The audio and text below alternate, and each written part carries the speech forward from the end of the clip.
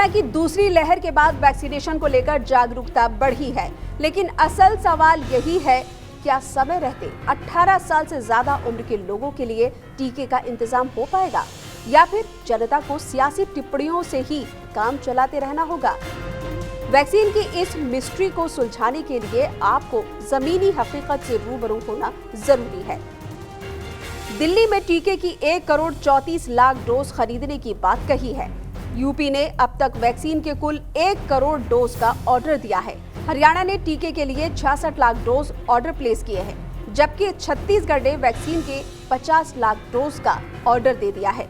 मध्य प्रदेश ने टीके के 45 लाख डोज की खरीदारी का ऑर्डर दे दिया है, तो पंजाब ने भी वैक्सीन के 30 लाख डोज खरीदने को मंजूरी दे दी है। दिल्ली, महाराष्ट्र, राजस्थान जैसे राज्यों ने तो साफ कह दिया था कि वो 1 मई से वैक्सीनेशन का काम शुरू कर ही नहीं पाएंगे, क्योंकि उन्हें वैक्सीन नहीं मिली है।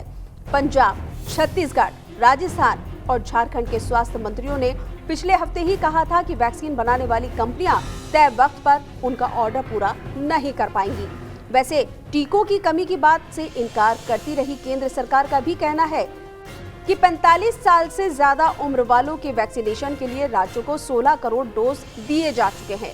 राज्यों के पास अभी 1 करोड़ डोज बाकी हैं, जिनमें से 57 लाख डोज इस महीने इस्तेमाल की जानी है। राज्य प्राथमिकता ग्रुप के लिए भेजी गई वैक्सीन 18 साल से ज्यादा वालों को नहीं लग सकते।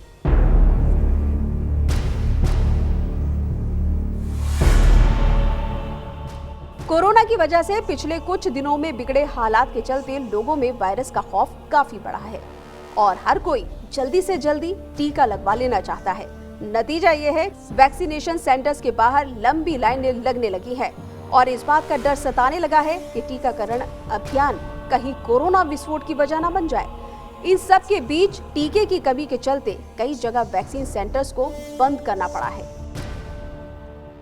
बीकेसी जंबो वैक्सीनेशन सेंटर से अनाउंसमेंट किया जा रहा है कि इस सेंटर के पास सिर्फ 5000 वैक्सीन की डोजेस अवेलेबल हैं, इसलिए लोग जो जल्दी आ गए हैं वो वापस अपने घर में जा सकते हैं। यानी गारंटी नहीं है कि अगर आप यहां पर खड़े हैं आपका नंबर आ ही जाएगा और आपको वैक्सीन मिल ही जाएगी।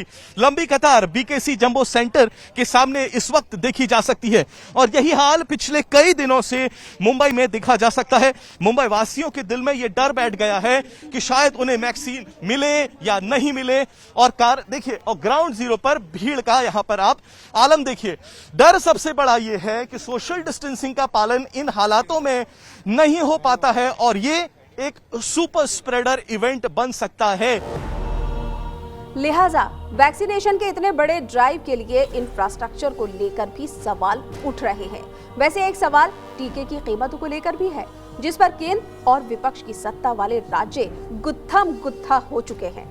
हालात कुछ ऐसे आउट ऑफ कंट्रोल है कि इस मामले में सुप्रीम कोर्ट को दखल देना पड़ा।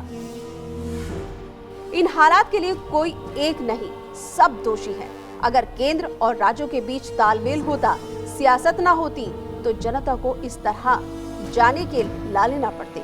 लेकिन दिक्कत यह है कि इस देश में आम आदमी की हैसियत सिर्फ खिलौने जैसी है, जिसे मोहरा बनाकर सियासत अपना खेल दिखाती है। लोग मरे तो उनकी किस्मत, बचे तो उनकी तकदीर, किसी को कोई फर्क नहीं पड़ता।